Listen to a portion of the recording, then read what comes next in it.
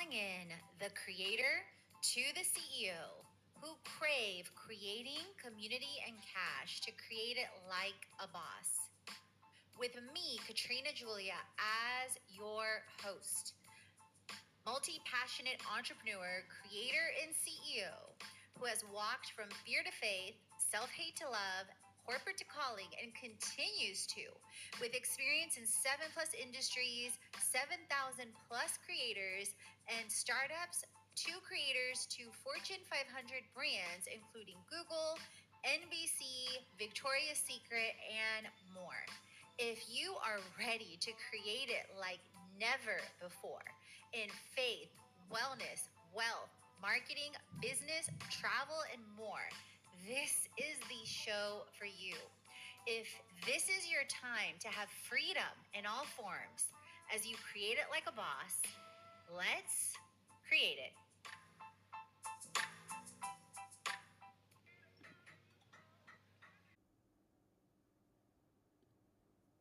Welcome back to the show and the Creator to Cash series with 7 ways to make 7K in 7 days and the tips, tools, and tech hands-on and behind the scenes.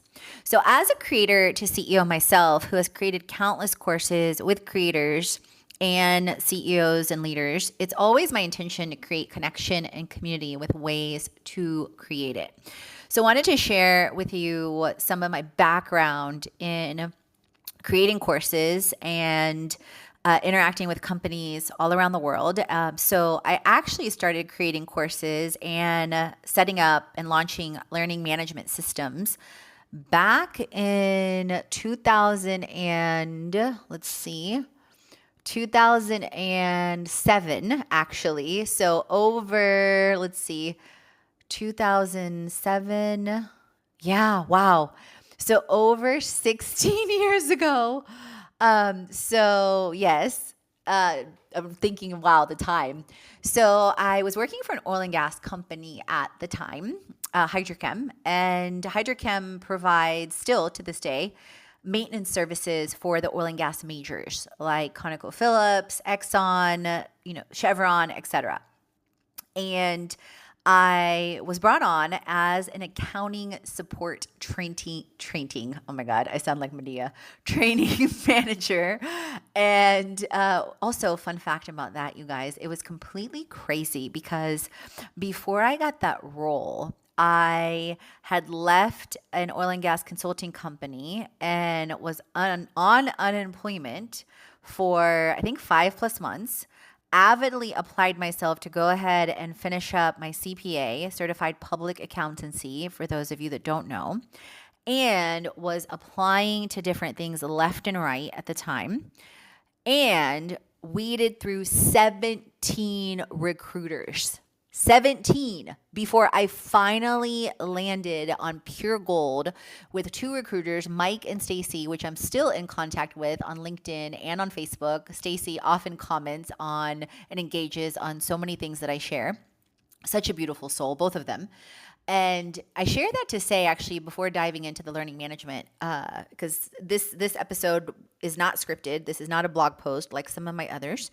And I just wanted to come on and share with you guys to know the power of both prayer and persistence. Persistence, just literal grit, the decision to not quit on your dreams, on your desires, on your goals. Because I remember even then, I remember going through this crazy season where I'd left that company. Then another accounting company wanted to offer me, I think, like $30K, which was like more than half of what I previously made. And then I was working on the CPA, and then I was going through, all these applications, all these things, all these interviews. I also, during that time, consulted for a funeral home company, SCI. So people would joke with me and say, hey, do you have to go count the dead bodies? That's not funny. No, I did not. Inventory and different things and paperwork and processes in the actual funeral home offices. However, I digress, although that was all relevant. My point was going to 17 recruiters because I just felt led to share with you before I even got to this role where I became an accounting training manager and all that. I'd gone through 17 recruiters, 17.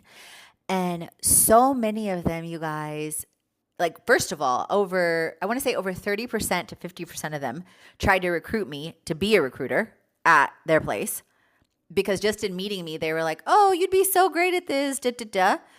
And at the time, the roles were 100% commission based.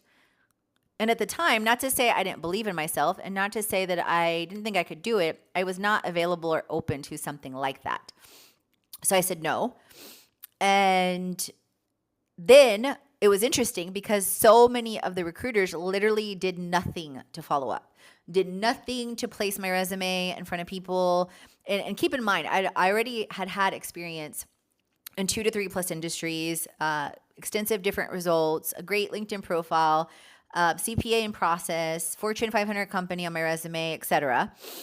And it was like, if you're not placing me, who are you placing? So I was just baffled at, and I knew they were also commission-based people. So I was baffled at like the lack of effort, the lack of initiative, the lack of follow-up. And in fact, I was following up with them like, hey, have you submitted, my resume to anybody? Da, da, da.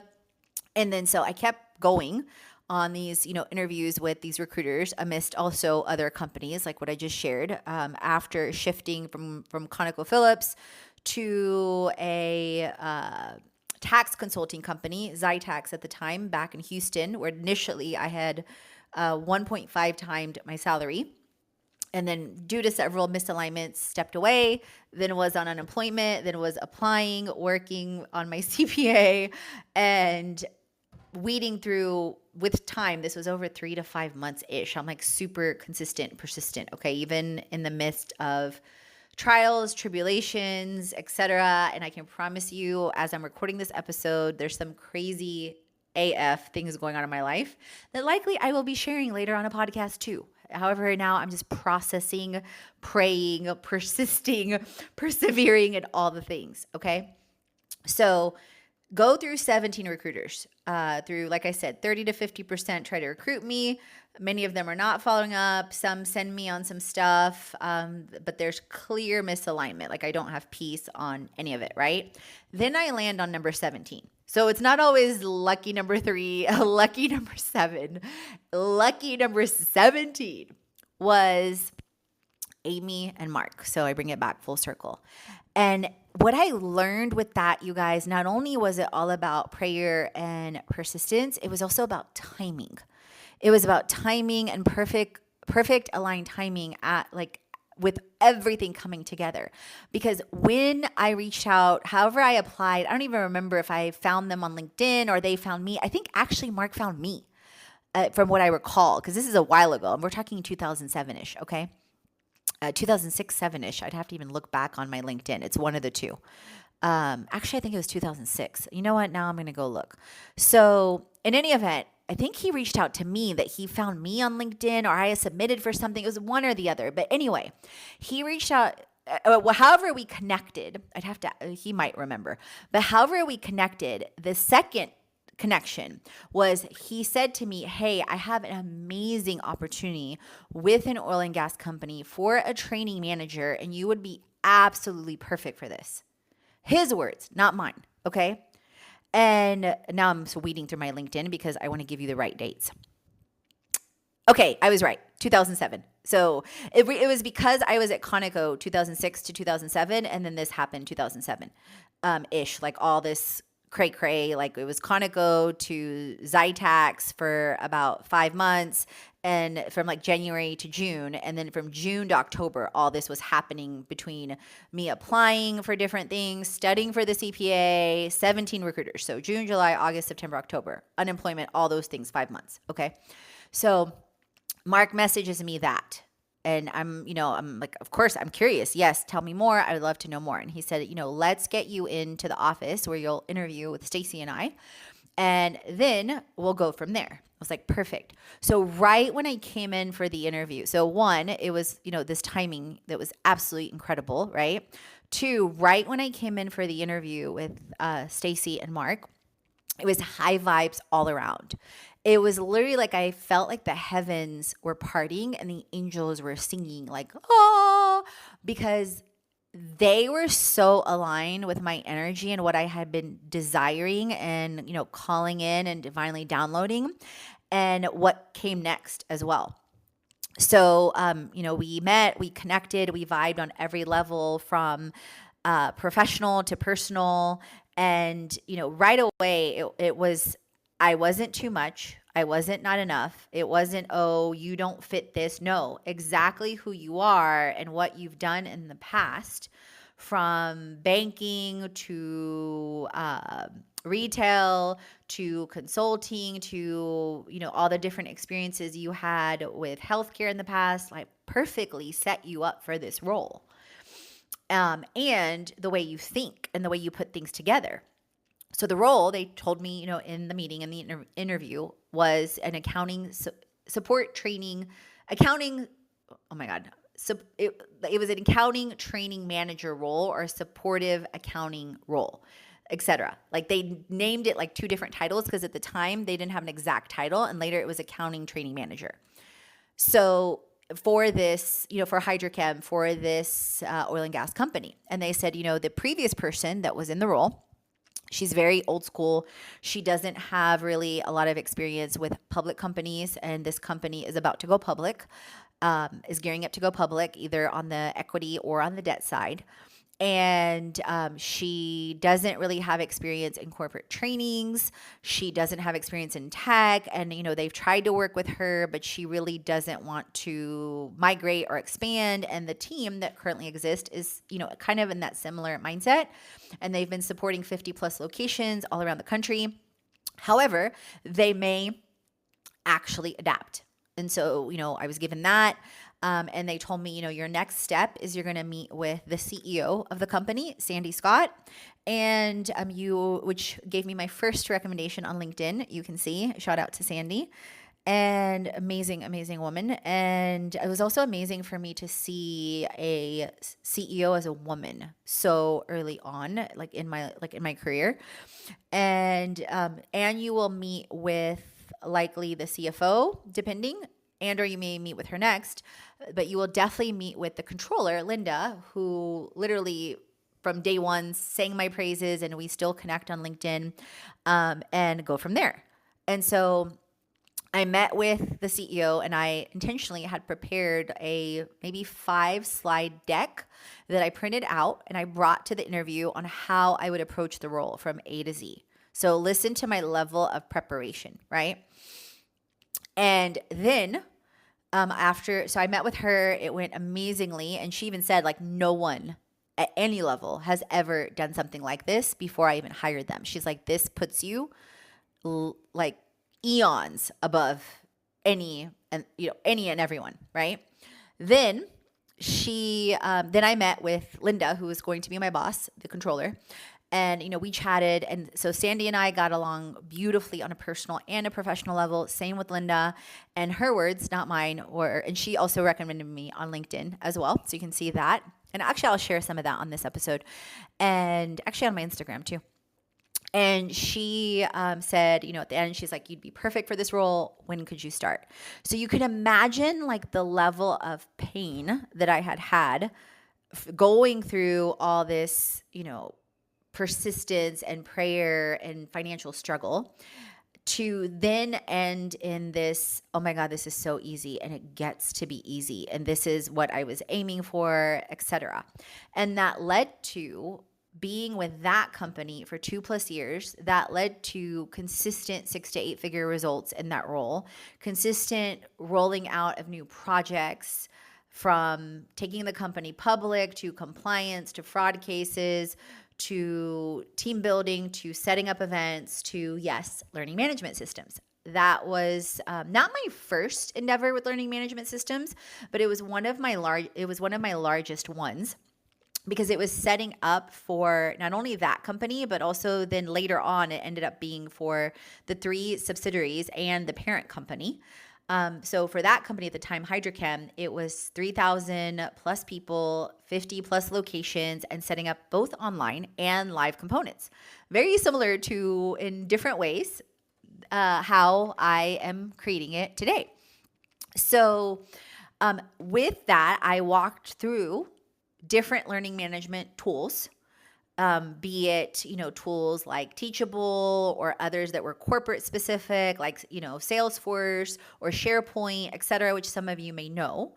And then it was, setting up the curriculum that was to be aligned for compliance to help the company go public and check off the boxes with Dodd-Frank and SOX for those of you that are in the CPA world.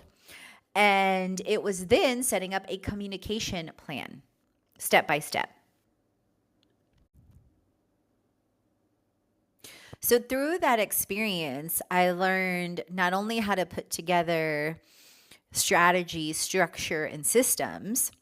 Through it, I went through an RFP process, which if you don't know what that is, it's like a request for proposal process. I went through the process of identifying through that the best training programs that would be used online. I also aligned with different vendors like Marriott at the time, you guys, way before influencer marketing and UGC was ever a thing, and ended up negotiating free rooms for every 5-6 people, like room blocks, and negotiated leverage for future contracts, etc. Then ended up putting together essentially over just in that program, I put together with a team over 30 different separate courses. So how and why did I do that? Because it aligned to, the compliance. It aligned to different areas of accounting.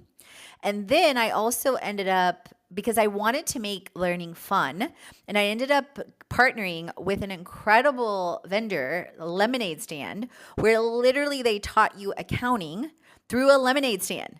And I don't know about you, friends, but most of us that grew up in the US, we all had lemonade stands.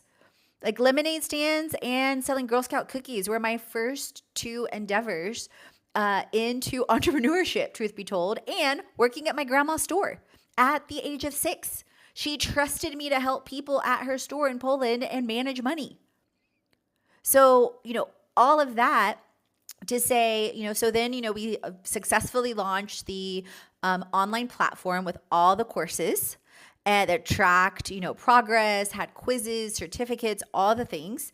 And I ended up also setting up live events for 4 weeks straight in the month of June, because that was a good downtime for maintenance, because it wasn't like high season as far as it wasn't high season and impacted the workers a lot from an aspect of doing maintenance, say at Exxon, Chevron, etc. So June ended up being like the best time.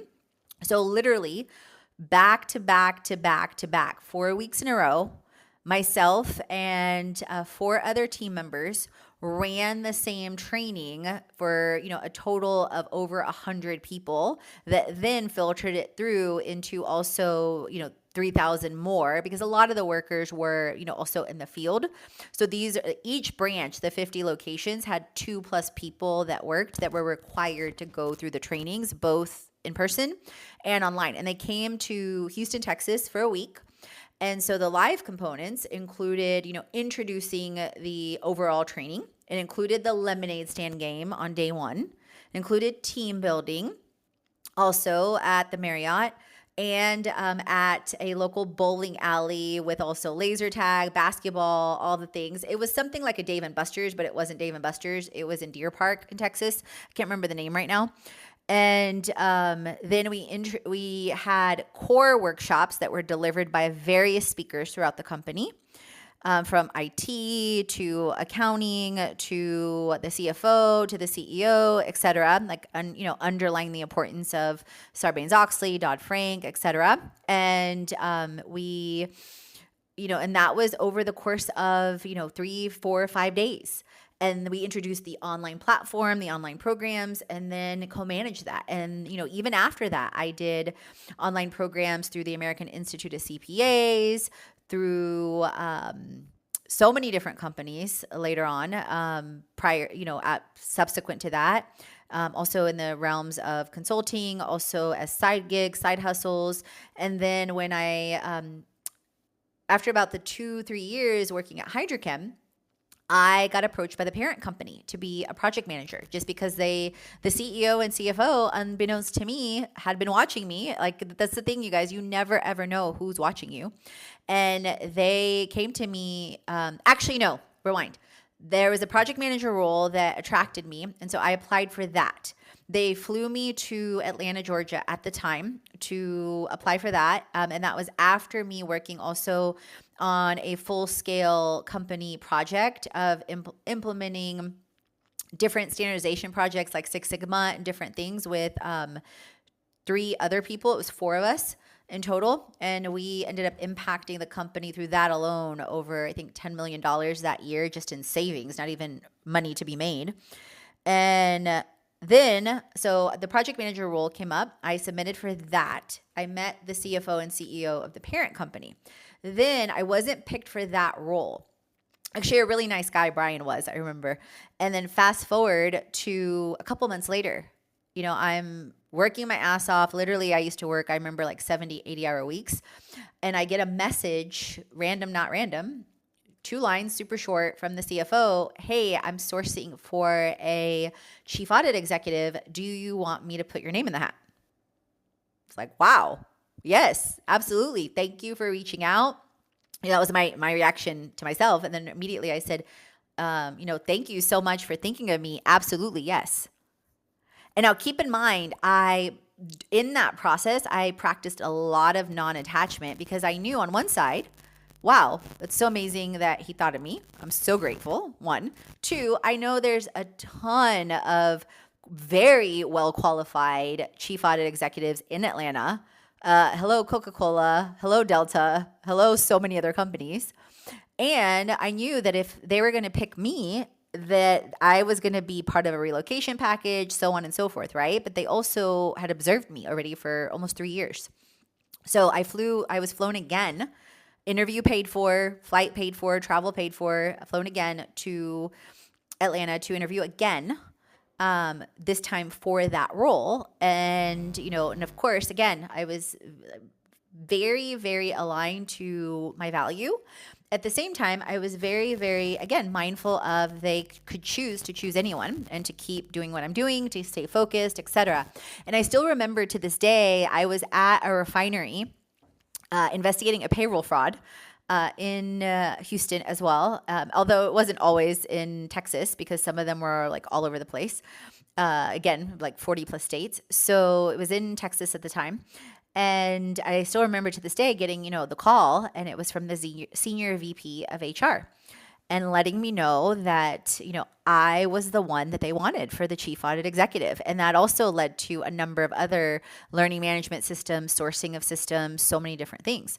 So I say all that to say, far before I became a full-time entrepreneur, I was diving deep into the online course space, creating online courses, etc. However, until I became a full-time entrepreneur, I did not have to market the courses other than, hey, Mr. and Mrs. Employee, Mr. and Mrs. Contractor, you get to take this because A, either it's required or B, it's encouraged depending on what type of course it was, right? So as an entrepreneur, part of my process and part of my humbling has been a lot is learning how to both communicate, say to people, period, but sometimes how to position like to a brand versus to a person, and then also staying persistent and across different mediums, right? Like, so right now I'm talking to you on a podcast, and this was completely unscripted from me to you, from my heart to yours, to talk about, the credibility of how long I've been creating courses, and then 2, the prior results, and then 3, the that I'm also learning alongside. And I've also, I haven't yet sold, over 1,000 people into my courses. I've had over, hundreds through different avenues and different ways and different things that I'm testing through collaborators, through social media, etc. But not yet, what I desire, and not yet to the point of, what I coin as stability, say solely focusing, on online courses from that. And then those also, my online courses all include either a month in the Creation Club Mastermind, which includes health, wealth, and business, and or the 7-day challenge. And then they also include transformation tips, tools, and tech. So I know I provide massive, massive, massive value. I say all that to say, back to what I was just saying, a lot of my journey before was figuring out how to set up courses. But then I continued my education. I continued learning. I've been in programs with Shailene Johnson and Brendan Bouchard since 2017. So right away, when I saw their programs in Kajabi, I was like, oh my God, this is a learning management system. This is exactly what I was implementing and setting up and launching, in corporate and with different clients. Yes, yes, yes. I love this. And so right away, I was, tied and loved Kajabi and just the ease of use. That's what I use for my all-in-one marketing platform, for the courses, for the offers, etc., for the retreats. And, and then I started to figure out how to communicate on media, because before I was the girl years ago that only posted on Facebook like once or twice a month.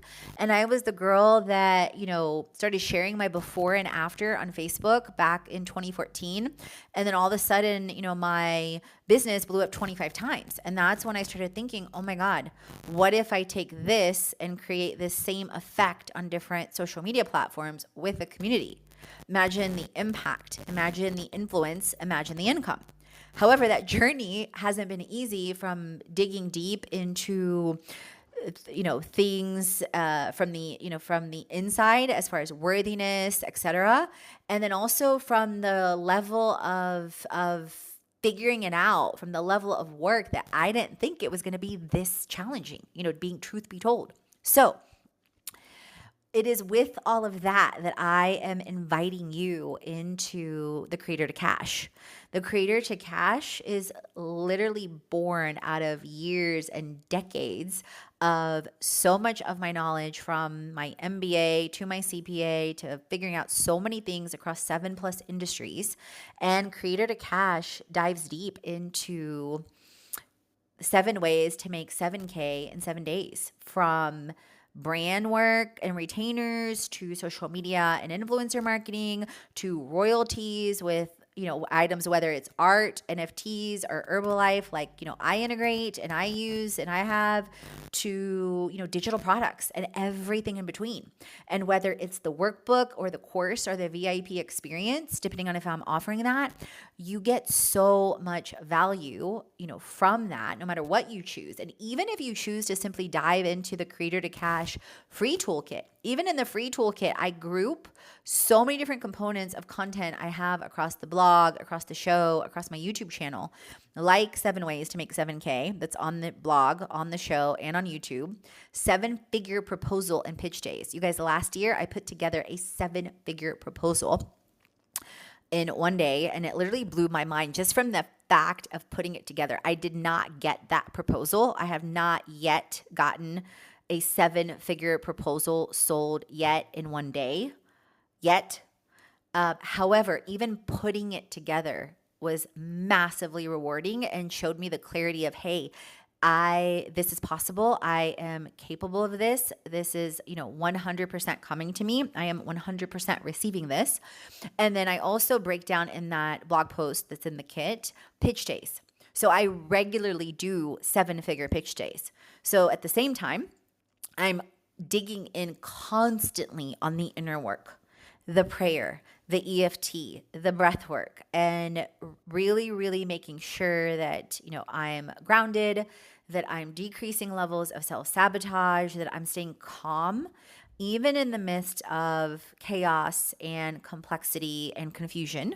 Because let's be real, oftentimes life will do that to us. And I feel like part of my story is from pain to purpose. And I feel like in many ways, I'm often being used by the Creator to shift, and that it's not for me. I am also part of Transformation Church. I adore Pastor Michael Todd. Haven't met him in real life yet, but I've definitely binged and tuned in and served since 2018-ish. So that, and one of the affirmations I started recently saying also is I create cash from calm. I create cash from chaos. I create cash from complexity. Because I think some of my prior blocks in receiving money and in different ways was that it had to be a certain way and to let go and to surrender in that flow. So that, and then I also have an amazing video in the Creator to Cash toolkit of how to find 500,000 plus daily in opportunities. Side note, if you're also not in my Creator to CEO community, you definitely want to be in that. It's completely free, and I share 6 to 8 figure plus opportunities there, at least 2 to 3 times a month, if not more. Another amazing part of the Creator to Cash toolkit, and again, this is all free, you guys, is how to close a 10K monthly retainer, and then my 75 plus tips, tools, and tech. So, full disclaimer, the free toolkit leads into an option to dive into the Creator to Cash workbook, the Creator to Cash course, and or the VIP experience that range from $70 to $3,500 plus. So, no surprises there. You can't say you were surprised. So my mission and vision is to help over 1 million female entrepreneurs create it like a boss, whether it is in high-end offers, retreats, courses, or if you choose to solely stay around for my free content. Why would you when there's so much value if I'm giving this much away for free? And what I don't want is for you to allow fear, overwhelm, disconnection from your soul, from your purpose to stop you in any way, shape, or form. So if you want to come create it with me with Creator to Cash, would love to see you on the inside.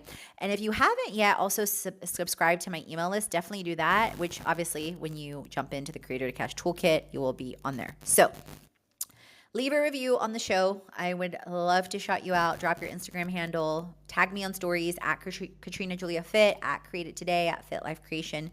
Any and all 3. And remember, create, transform, and inspire. You are born to.